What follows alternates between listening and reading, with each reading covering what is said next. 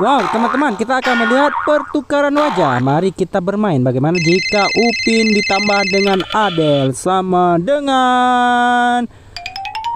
Tada!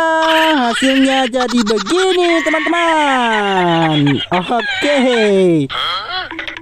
Bagaimana jika si Ipin kita pasangkan di kepala Fizi? Bagaimana jadinya pertukaran wajahnya? Ayo kita lihat. Iya.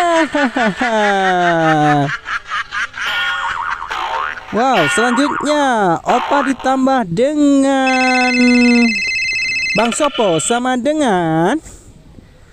Ayo kita lihat. Oh, lucu sekali kawan-kawan.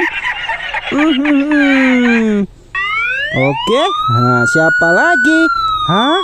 Ipin mau berubah menjadi boneka Squid Game?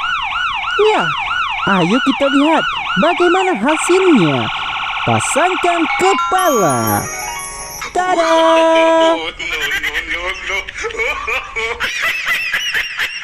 Oke teman-teman, terima kasih. Sampai jumpa lagi.